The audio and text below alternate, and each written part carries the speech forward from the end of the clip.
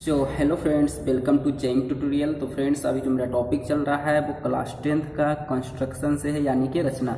और ये मेरा प्रॉब्लम 4 है। इससे पहले मैंने 3 प्रॉब्लम मैंने सोल्व किया है। अगर आपने नहीं देखा तो उसका लिंक हम आपको डिस्क्रिप्शन में प्रोवाइड करवा देंगे, आप वहाँ जा करके देख लीजिएगा। ऑलराइट, आज का जो क्वेश्चन है वो कुछ इस प्रकार है। आधार 8 सेंटीमीटर तथा ऊंचाई 4 सेंटीमीटर के एक समद्विबाहु त्रिभुज की रचना कीजिए और फिर एक अन्य त्रिभुज की रचना कीजिए जिसकी भुजाएं इस समद्विबाहु त्रिभुज की संगत भुजाओं की 1/1/2 गुनी हो। ये मेरे पास क्वेश्चन है। तो फ्रेंड्स, इसमें दिया हुआ है मेरे पास 8 सेंटीमीटर आधार। तो सबसे पहले मैं क्या करूँगा, 8 सेंटीमीटर का एक आधार मैं ड्रॉ करूँगा। ऑलराइट, तो आइए फ्रेंड्स, हम एक 8 सेंटीमीटर का एक आधार ले लेते हैं। तो ये रहा मेरा एक 8 सेंटीमीटर का ये आधार जिसको कि बेस करते हैं। ओके, ऑलराइट, ये मेरा 8 सेंटीमीटर का। उसके बाद क्वेश्चन में क्या बोल रहा है, उसकी ऊंचाई 8 सेंटीमीटर है। तो चूंकि ये समद्विबाहु त्रिभुज है, पहले हमें क्या करना पड़ेगा, इसे बाइसेक्ट करना पड़ेगा ना। ये लाइन को बाइसेक्ट करना पड़ेगा, द्विविभाजित करना पड़ेगा। तो द्विविभाजित करने के लिए जैसे ये 8 सेंटीमीटर है तो इसका हाफ कितना होगा, 4। तो 4 सेंटीमीटर से ज़्यादा जहाँ लेंगे ये समद्विभाजित हो जाएगा ये लाइन। ओके, बाइसेक्ट हो जाएगा ये लाइन। ओके, तो आइए हम इसको बाइसेक्ट करते हैं इस लाइन को। क्योंकि समद्विबाहु त्रिभुज है तो क्या होगा भाई, 2 भुजा क्या होगा, इसका समान होगा। ओके, ऑलराइट, इतना बात समझ में आई। 2 भुजा समान होता है समद्विबाहु त्रिभुज का, आप लोग जानते हैं पहले से। तो हम इसको क्या करेंगे, इसको इस लाइन के लंबवत ड्रॉ कर देंगे लाइन। तो ये मैंने इसके लंबवत लाइन ड्रॉ कर दिया। अच्छा, इसकी ऊंचाई कितना दिया हुआ भाई, ऊंचाई दिया हुआ 4 सेंटीमीटर। तो हम 4 सेंटीमीटर मेजर करेंगे। ये रहा मेरे पास 4 सेंटीमीटर। ओके, तो ये मैंने 4 सेंटीमीटर मेजर किया। ओके, और यहाँ पे रख कर कट किया है। उसके बाद हम क्या करेंगे भाई, उसके बाद हम दोनों तरफ से इसे क्या करेंगे, मिला देंगे। सो दिस एंड दिस मिल गया। ये समद्विबाहु त्रिभुज हो गया, 2 भुजा समान हो गया इसका। ये कितना था भाई, ये हमारा था आपका 8 सेंटीमीटर। तो यहाँ पे लिख देते हैं, ये है मेरा 8 सेंटीमीटर। ऑलराइट, और ये कितना है भाई, ये 4 सेंटीमीटर। ये 8 और ये 4। इसके बाद हम लोग क्या करते हैं भाई, एक एक्यूट एंगल लेते हैं, न्यून कोण लेते हैं। तो हम पहले इसका नेमिंग कर देते हैं। इसको हम नेमिंग कर देते हैं ए, इसका नेमिंग हम कर देते हैं बी, इसका नेमिंग हम कर देते हैं सी। कोई दिक्कत? ओके, अब हम एक न्यून कोण लेंगे जो कि 90 डिग्री से कम होता है। तो ये 90 डिग्री इस लाइन का, ए का क्या हो, 90 डिग्री ये हुआ, तो 90 डिग्री से कम लेना है। तो कहीं पर भी आप ले लें, तो 90 डिग्री ऐसे ले आप, या इस तरह ले, इस तरह ले, कोई फ़र्क नहीं पड़ता है, बस 90 डिग्री से कम होना चाहिए। तो ये मैंने एक 90 डिग्री से कम एक्यूट एंगल ले लिया, न्यून कोण ले लिया मैंने। तो ये मैंने एक न्यून कोण ले लिया। ओके, इतना कर लेने के बाद आपके पास संगत भुजाओं, त्रिभुज की संगत भुजाओं की कितनी गुनी है, 1/1/2 ये दिया हुआ है। तो पूर्णांक को कैसे तोड़ा जाता है, आई होप आप लोग जानते होंगे।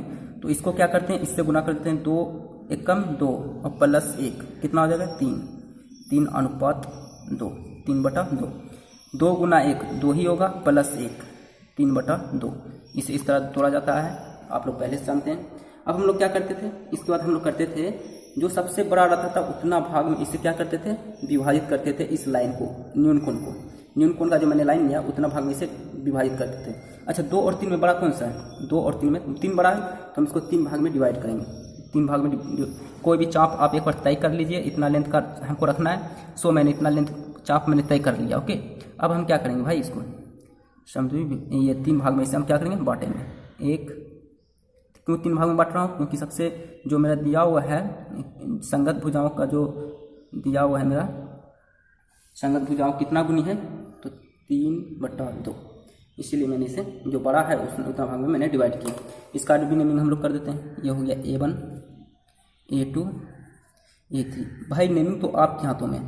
ओके, आप कुछ भी नेमिंग करिए, वो सही ही होगा। ओके, तो मैंने ये नेमिंग किया है, आप कुछ भी करें कोई फर्क नहीं पड़ता है। इसके बाद क्या करते थे हम लोग, हमने आपको बोला था कोई आपको सोचने की ज़रूरत नहीं, पहले कोण मिलाएंगे और नहीं मिलाएंगे।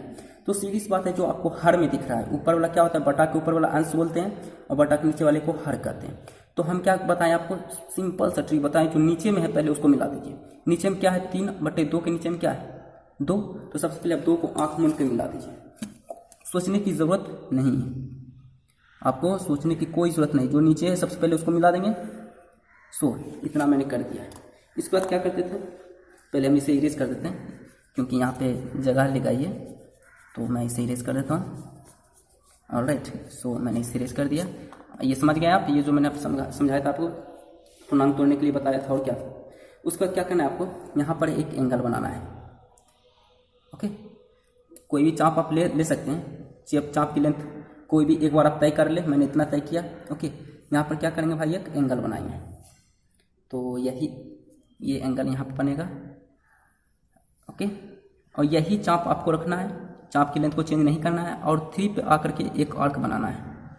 3 पे चाप की कांटा को रखकर एक आर्क आपको बना लेना है। उसके बाद क्या करना है, ये जो आपने अभी जो बनाया था ये कोण, इसको आपको मेजर करना है, ये कोण को। इसको मैंने मेजर किया, कर लिया मेजर। मैं आपको जूम करके दिखा देता हूँ। से देखिए, मैंने इसको मेजर किया। ऑलराइट, और जो अभी मैंने आर्क चलाया था 3 पे रखकर, यहाँ पे रखना है चाप की कांटा को नीचे की तरफ, और इस आर्क पे क्या करना है, इस तरह हमें एक आर्क फिर चला देना है, ताकि मुझे पॉइंट मिले। तो ये मुझे पॉइंट मिल चुका है। अब मैं क्या करूँगा, इसे 3 से इस पॉइंट को पास करूँगा। तो आइए हम इसे 3 से इस पॉइंट को पास करते हैं। तो ये कुछ इस तरह पास होगा। ऑलराइट, पास हो चुका है। अब मैं क्या करूँगा, इसे भी मैं एक्सटेंड कर दूंगा, बढ़ा दूंगा। तो मैं इसे भी बढ़ा देता हूँ। ये बढ़ चुका है। ओके, अब क्या करना है, जो क्रिया आपने नीचे किया था वही क्रिया आपको ऊपर अपनाना है। यहाँ पे एक कोण बनाना है, कोई भी एक लेंथ आपको मेजर, कोई भी एक लेंथ आप तय कर लीजिए, मुझे इतना लेंथ रखना है। यहाँ पे एक आर्क बनाइए। मैंने एक यहाँ पे आर्क बनाया, जो कि कोण बन चुका है। वही आर्क आपको रखना है, चेंज नहीं करना है। यहाँ पे एक आर्क यहाँ पर भी बना देना है। ठीक, यहाँ पे बनाने के बाद इस एंगल को मेजर कीजिए, जिस प्रकार यहाँ हम किए थे नीचे की काम। मैं इसे मेजर कर रहा हूँ। ऑलराइट, मैंने इसे मेजर किया और यहाँ पर रखकर क्या कीजिए, आर्क चला दीजिए। यहाँ भी मुझे पॉइंट मिल चुका है। अब मैं क्या करूँगा, खींच दूंगा। ओके, इस पॉइंट से मैं क्या करूँगा, इस पॉइंट को लेते हुए जो मैंने आर्क चलाया वहाँ से मैं इसे लाइन को बढ़ा दूंगा। ये हो चुका है। ओके, अब मैं क्या करूँगा, ये ऊपर में नहीं मिल रहा है, तो मैं इस लाइन को भी, AC लाइन को भी मैं एक्सटेंड कर दूंगा। तो AC लाइन पर सीधा कितने मिलेगा। ओके, आपको इसको एक्सटेंड नहीं करने की जरूरत, ये आप इससे एक्सटेंड नहीं करिएगा। ये जो आपको दिख रहा है ना, ये लाइन, इस लाइन को एक्सटेंड नहीं कीजिएगा। वो तो मेरा बस समद्वि विभाजित करने के लिए त्रिभुज का मैंने प्रयोग किया था इसका। ठीक है, इतना आपको करना था। ओके, अब इसका भी मैं कर देता हूँ। ये C है तो ये हो गया C', ये याद रखिएगा C'। ये B है तो ये क्या हो जाएगा भाई, B', क्योंकि इसके क्या है, ये संगत भुजा है, ये त्रिभुज का ये संगत भुजा है। ठीक है, तो अब ये हमारा क्वेश्चन कंप्लीट हो चुका है। आपके सामने है। तो आप लिखना चाहते हैं मैंने क्या क्या किया है, तो आप क्वेश्चन के नीचे आप लिख दीजिएगा, ताकि आपका नंबर पूरा मिले। तो क्वेश्चन में क्या लिखिएगा, पहले लिखिएगा 1 में क्या लिखिएगा, क्रियाविधि लिखिएगा, रचना की क्रियाविधि। तो क्रियाविधि में क्या लिखेंगे, आपने क्या क्या अपनाया। आपने एक AB रेखाखंड खींचा जिसकी लंबाई 8 सेंटीमीटर, पहला काम। दूसरा काम आपने क्या किया, दूसरा काम आपने क्या किया है, इस लाइन को समद्वि विभाजित किया। ठीक, उसके बाद आपने एक त्रिभुज का, समद्वि विभाजित त्रिभुज का निर्माण किया। उसके बाद पॉइंट A से, बिंदु A से आपने एक न्यूनकोण बनाया, ये लिखिएगा। उसके बाद आपने क्या किया, A2 से AB को आपने मिलाया, ये काम किया। उसके बाद A2 और B के समांतर एक रेखाखंड A3 और B', A3 और B' आपने लिया। उस पर क्या किया, फिर BC रेखाखंड के समांतर पैरेलल आपने एक और रेखाखंड खींचा, एक लाइन और खींची। ओके, जो कि लाइन है B' और C'। बस इतना ही आपको लिखना था। Thank you for watching. मिलते हैं नेक्स्ट वीडियो में। तो लाइक, सब्सक्राइब और शेयर करना ना भूलें। Thank you for watching.